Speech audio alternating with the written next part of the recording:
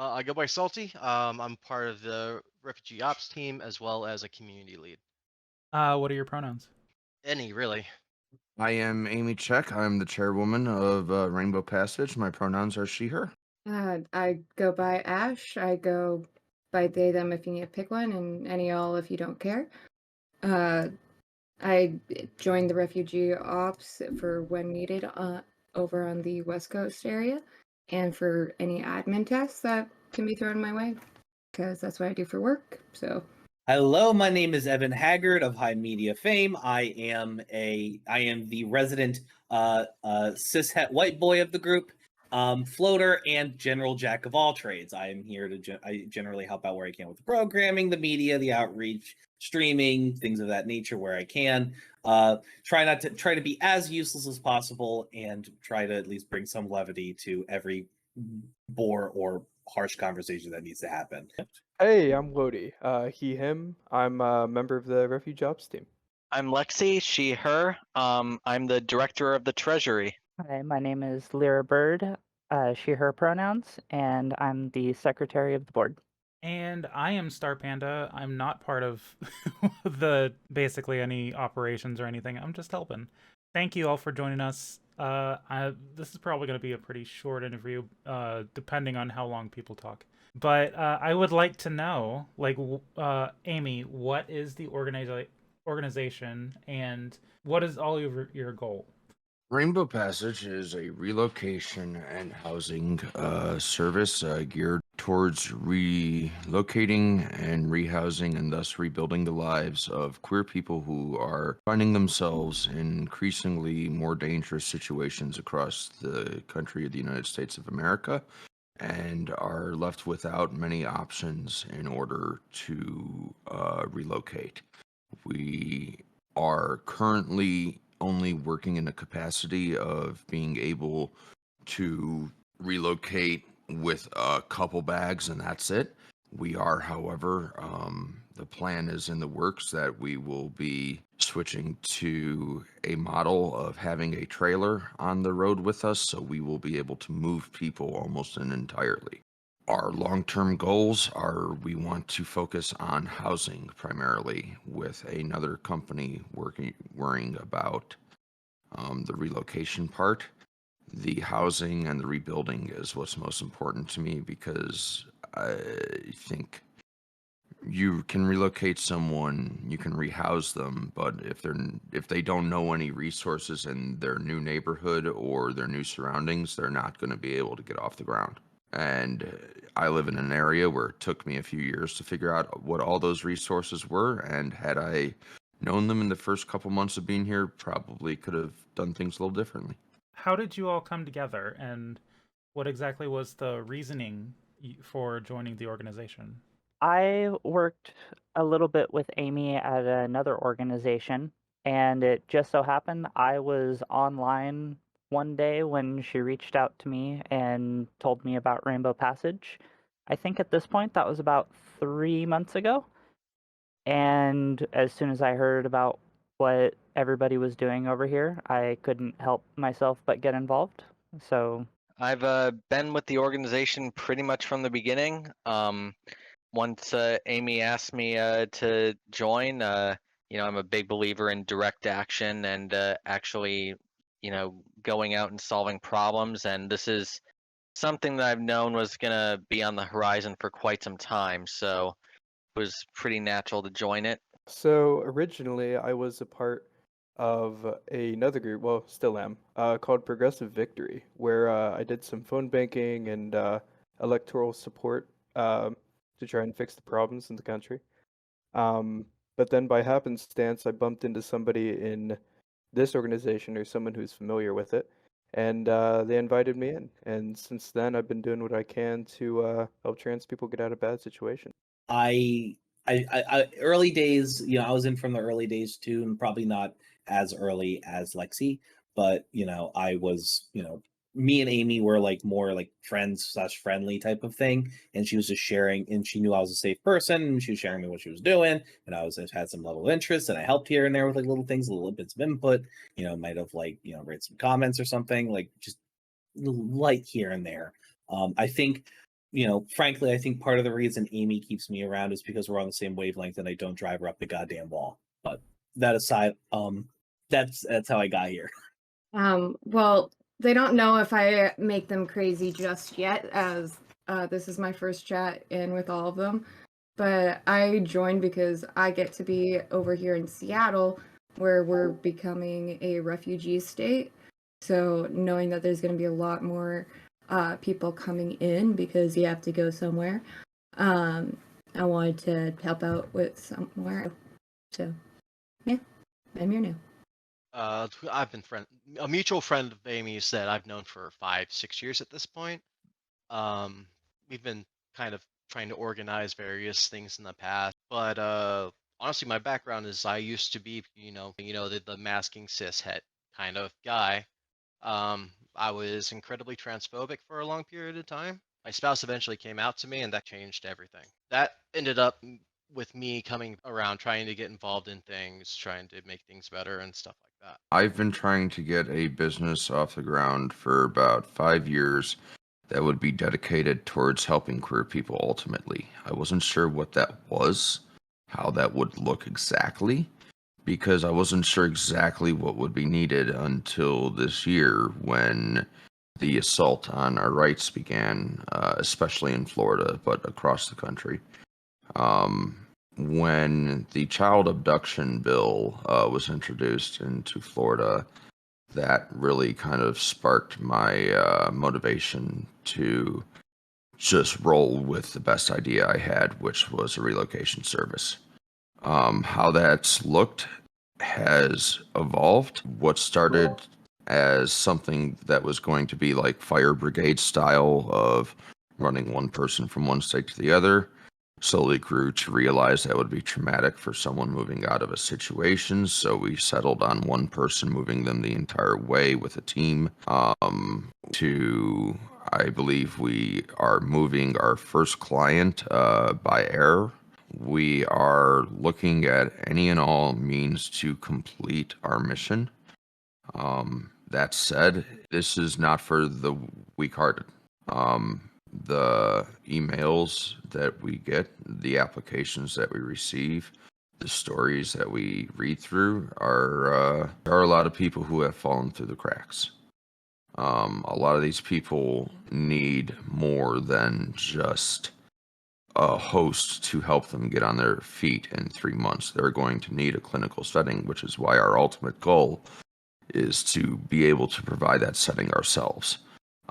We want to have group homes that have a nurses unit on site that will be able to help manage everything from peer therapy to medication management and handling of those types of services. We want to collaborate with other organizations. I'm really proud of this group that we've gotten together.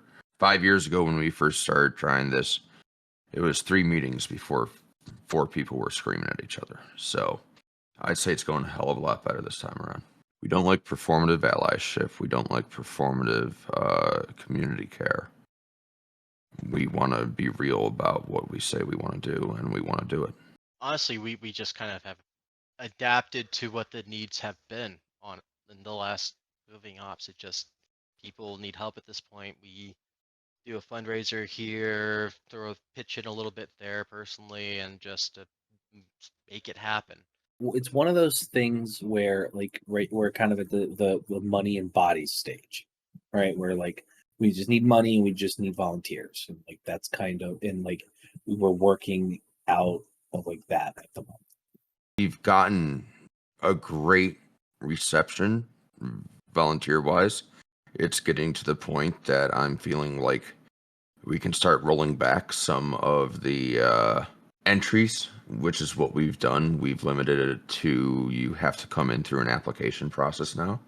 And I don't see the problem with us closing the community tighter and tighter with that regard, because as we grow, the risk becomes greater for leaks. The risk becomes greater for information that could be damaging to get out about clients or what have you. So I think it's fair to be like at this point where we're starting to finally get our feet on the ground, that it's like, okay, at this point, if you want into the community, you got to be a contributing member of that community. So, what kind of people do you welcome into this community? We primarily look for people to have a mission value alignment. You know, like we rely on our values, on our intent behind this mission. We understand taking the means that are presented to us and making our plans work for the system we live in. That is a big thing, especially with people who rise to leadership. We aren't pursuing a 501c3 with public benefit company model because we're capitalists. We're pursuing it because it's the best way to produce the end result we want in the system we are given. I'd love to believe that we could have mutual aid fundraisers and that was it, and that'd be all we need. But that's not. We need grants. We need foundations that have millions of dollars to get behind organizations like ours and help us push our values and our future. And as such, the people that I look for kind of match that vibe. They're go-getters. They're very driven people. They are friendly, caring, compassionate, but at the same time, hard workers. It's a volunteer organization, so every bit of work going into it, I feel has to count almost more than if you're dealing with paid employees, because then 15 people on 40 hours a week would be a significant amount of work getting done. So on 3 hours a week, 15 people, the work we're getting done is fucking phenomenal. We've stood up a full website with virtually no development staff. I did most of the work myself. I had help from Evan. I had help from Salty. I had help from Lexi. I've had help from Lyra on it. I've had help from other people throughout the organization. The line of work we're doing, some secrecy is desired, obviously, and anonymity on the part of our main workers in the field. That said, there's other organizations that we've branched out to work with, and yeah. If someone would like to join the organization and help out, how would they do so? They would go to our web address, rainbowpassage.org, and they can click on volunteer. They can also go to passage.lgbt/volunteer, and that will take them to the form directly. If for some reason that doesn't suffice and they want to reach out to us directly, there is a contact form on the page and they can fill out their custom message there. However, I would prefer, if you're using that it's because you have something more than simple help. You're looking to invest. We've moved 7 people so far now. That's pretty fucking good. But if we want to see 70, if we want to see 700, we want to see 7,000, we got to, hit marks. As far as people that we're looking for, there's, funny enough, probably the one thing that I will probably carry to my grave that I got from my dad. He said one day, if you see a problem, fix it. And I want to find people that have that same attitude.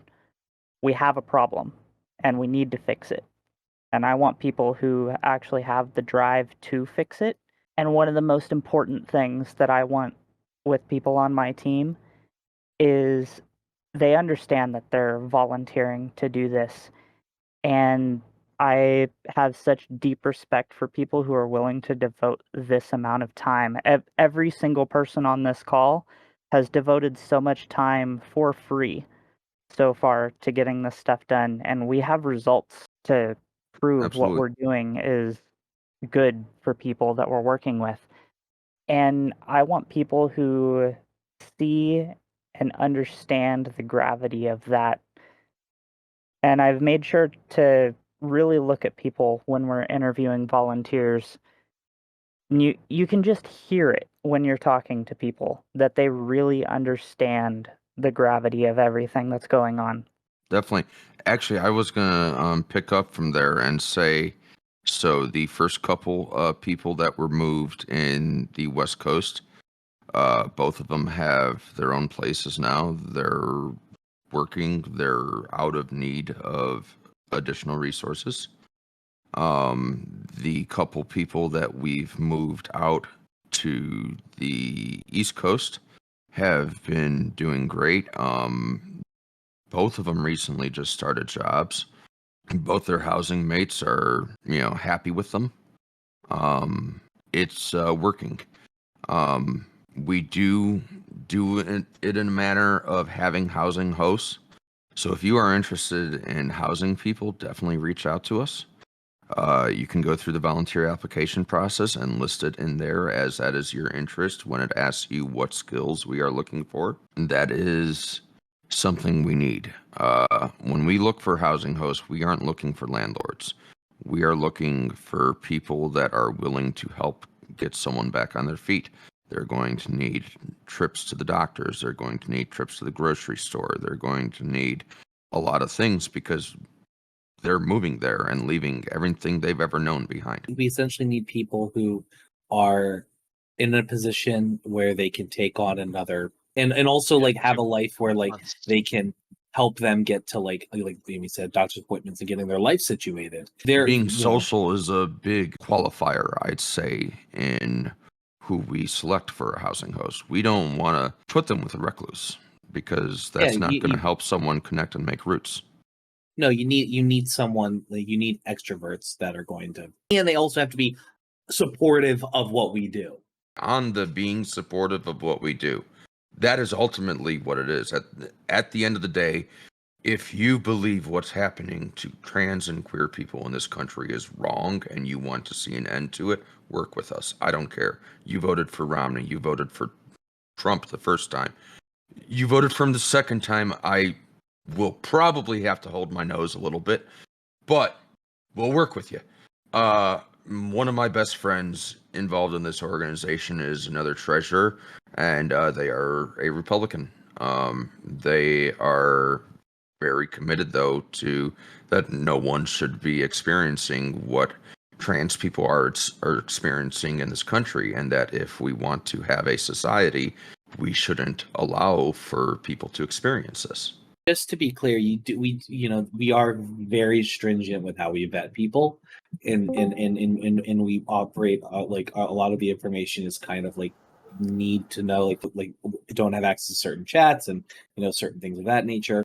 There is the risk of like you have a lot of like really activated who would jump at the chance to join an organization like this. We have to be very, very careful about infiltrators and stuff like that. But like there's people in this country that genuinely think gay and trans people deserve death. Anybody is welcome to, as long as you agree with our vision. Just be aware that we are saving lives, quite literally, and we want to make sure that like nobody ever gets hurt. So we do have if you're surprised by how stringent the interview process is, it's for the safety of our charges.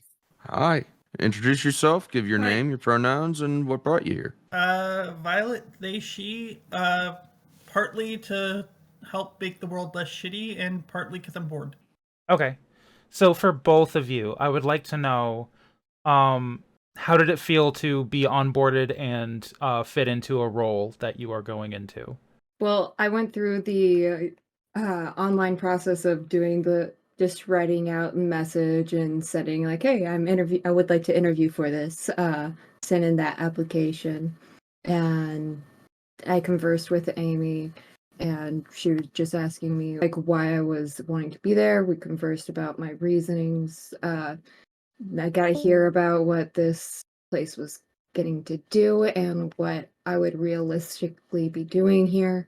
And I just was trying to find the pieces where I knew that I could actually help here versus just being a volunteer in spirit or something. In terms of onboarding for the organization as a whole, the only annoyance was the check boxes being a little bit buggy. We've been jumping around between a lot of different solutions for various things. Our volunteer process has been one of them. Mm-hmm. So that does very much explain why some of the process has been buggy along the way. So Violet and Ash, how has it felt being in the organization so far since you've been here like the least amount of time? I've personally had like a little bit of nervous because I know that these people are who I'm going to be working with and haven't exactly conversed with them too much yet, and just didn't know how long it would be to like get to like prove myself or anything, how I can participate and help. Probably just as usual with every job I do with programming, it's imposter syndrome and being both avoidant of being overconfident and also avoidant of not valuing what I already have, I guess. Because, like, I find if I don't value myself enough, I don't feel motivated to keep going. But if I overvalue myself, then I start to make dumb mistakes because I just don't think that I could be misunderstanding something. So trying to find that balance has always been a trick, whether it's a volunteer job or a job. Remy is our former tech director and advisor to the board regarding tech stuff. Okay. She one thing she just helped me do is complete an emoji picker for the stream tomorrow, or the stream today when this plays. Yes. But yeah. Amy. Time is a concept. Remy, if you did want to speak and introduce yourself and when you joined and your pronouns and a little bit about yourself. Well, Remy, she, her, and I think Amy just said what I did. Mm-hmm. So, Lexi, I want to get you in on this.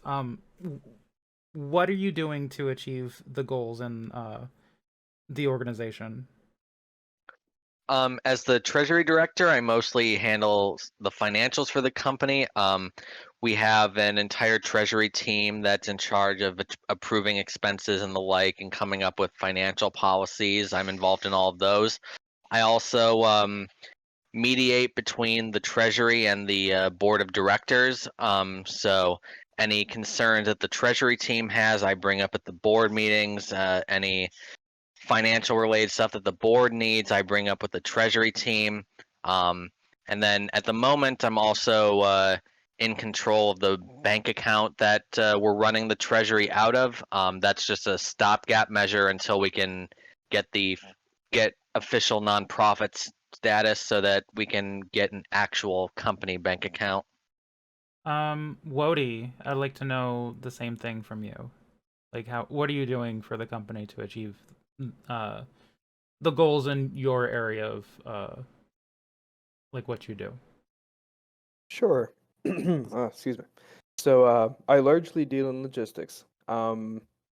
Given my location, I'm in a pretty good situation to dip into Florida, get a client, get out. And I also assist in the vetting and management of ongoing clients through and up to the point to where we actually get them to where they need to be and want to be. Well, a bit about the background that led to it. I'm an Iraq veteran specializing in logistics. I did fuel operations, so not necessarily on the back burner. I kind of jump in wherever possible. I help Amy bounce ideas and keep her company so she doesn't go nuts. I have helped with the budgeting for the refugee ops team, figuring out the per diem and whatnot. I've actually been a driver to for one of the refugee operations, and yeah, I'm pretty much a jack of all trades I try to do what I can where I can. I'm very ADHD, so I bounce around a lot.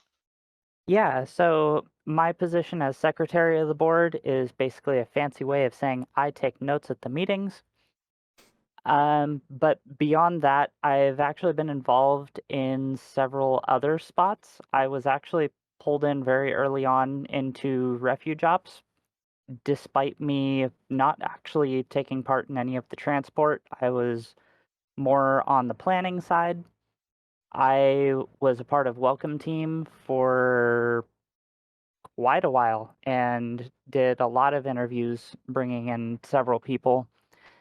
Now I'm going to be working on setting up the new rebuild team, and I've also been helping somewhat on the tech side.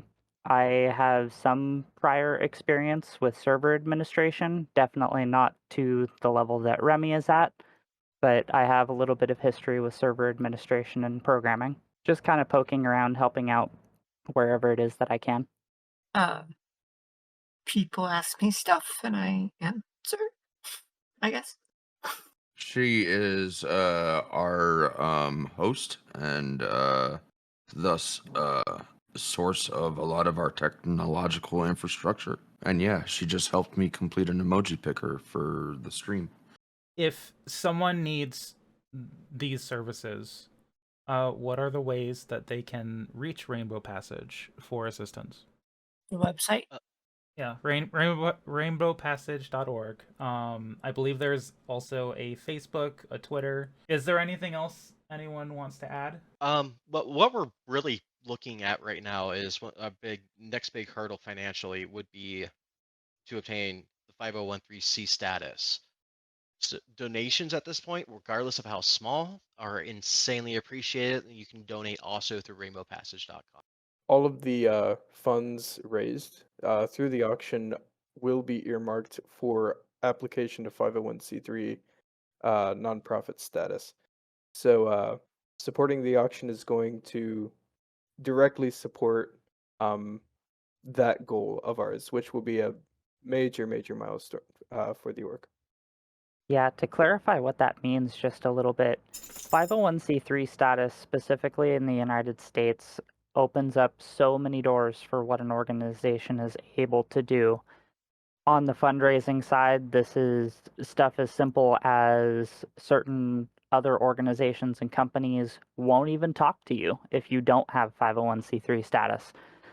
There are a lot of infrastructure things that would either be free or have significant reduced costs for us for software licenses, for hardware even. And then there are all of the other legal benefits that having a 501c3 would grant us in having access to all kinds of different things, again, where organizations and companies won't even talk to you if you don't already have this. This is one of the largest speed bumps that we're going to have to get over. And as soon as we're over it, we're basically going to have the momentum to keep going in perpetuity as far as I can tell. To add to that as an example, I was looking to do a Tiltify fundraiser just to make it easy. Tiltify does not let any organizations that are not 501c3 do any fundraising. So that is a major problem for any organization that would like to fundraise through these means. And C3. if you're sitting there and you're wondering, okay, does that mean my donation now isn't tax deductible? Well, it's not tax deductible until we get the 501c3 status. That said, it is retroactively. My understanding from every accountant I've talked to, so, is that it goes to the date of our incorporation as our initial incorporation was intended for nonprofit.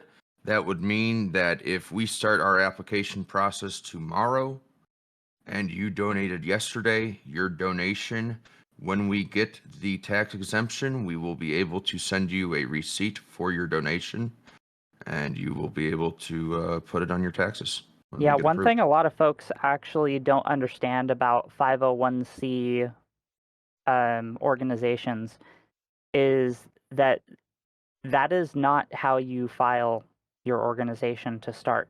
You actually have to have a legal entity before you obtain 501c something status, Yes. and that is why what Amy just described is how it works, because it's more a classification of regulations that the organization falls under rather than a new organization in and of itself once that is filed. Yep.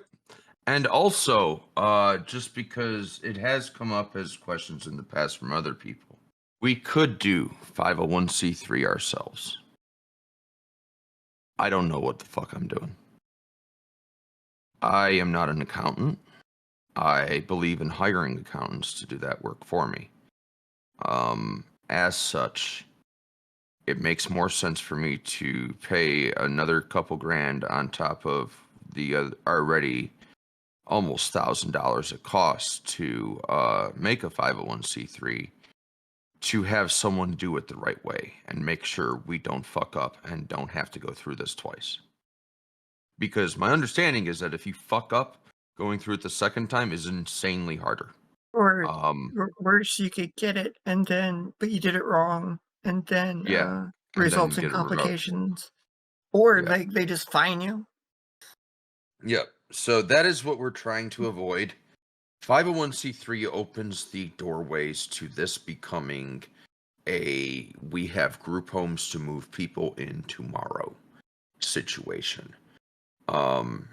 Becoming a 501c3 opens the door to being able to dole out cash for properties, and it also makes owning properties easier because there's no real estate tax. I believe so.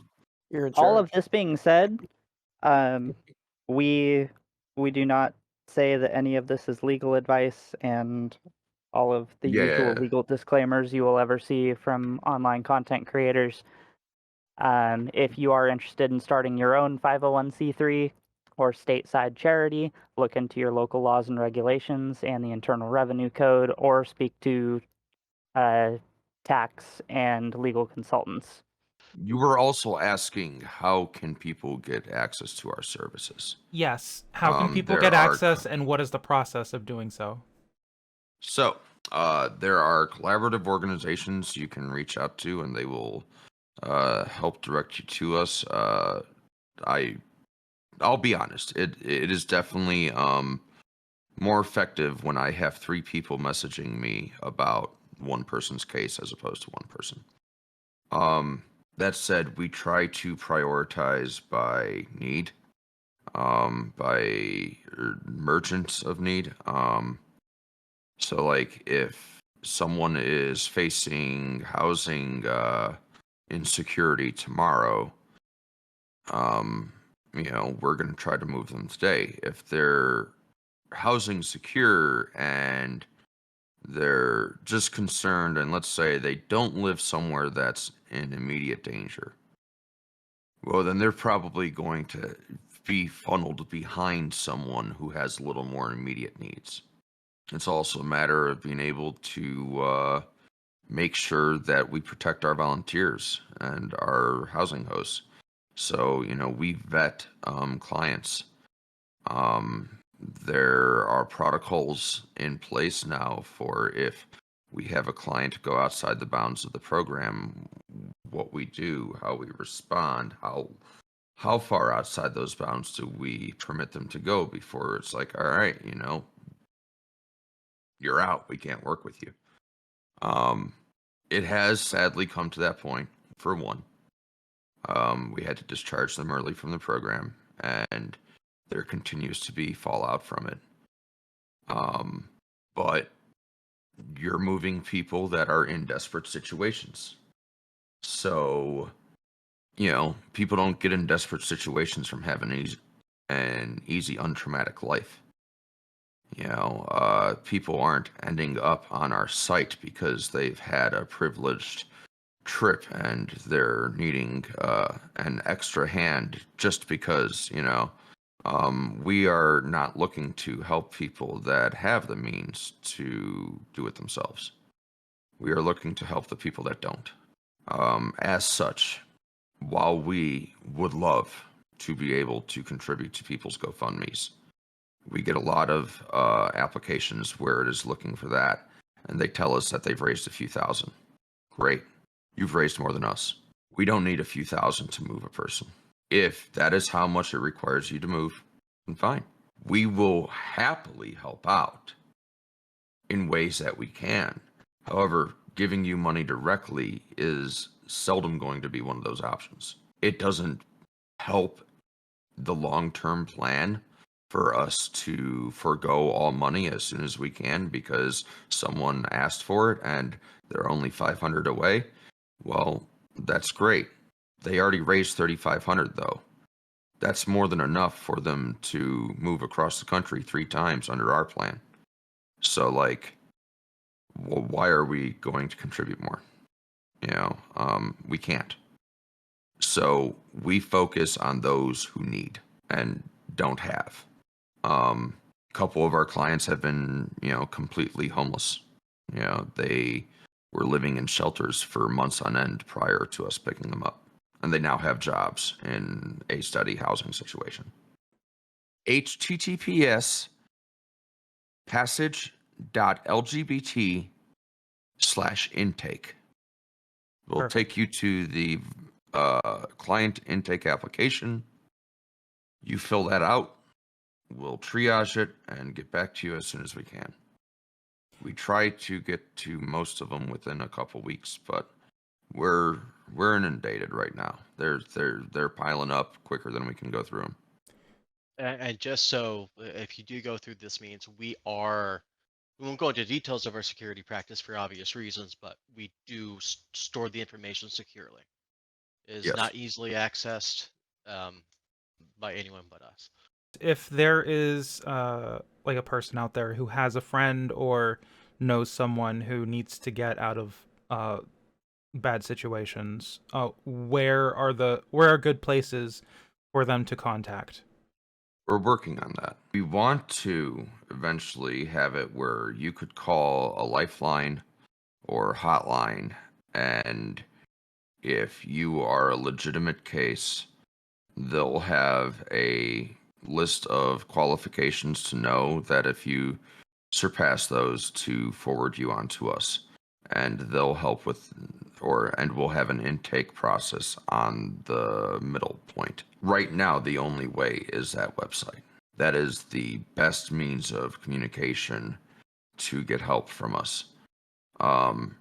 If you can't use the website for whatever reason, intake@rainbowpassage.org is an email, but I would really prefer you use the application because the information that people give us without us asking for it is seldom the information we need. I've gotten a lot of emails where it's 2 pages of messages and none of it gives me any information to know who I'm talking to. Mm-hmm. So the application is the best option. If you want to get helped sooner, do the application.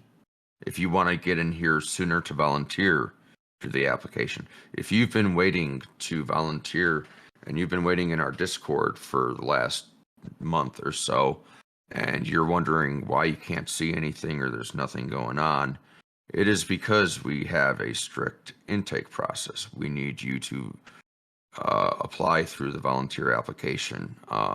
The old method of getting in has been phased out because it was insecure. So I'm not going to kick everyone just yet.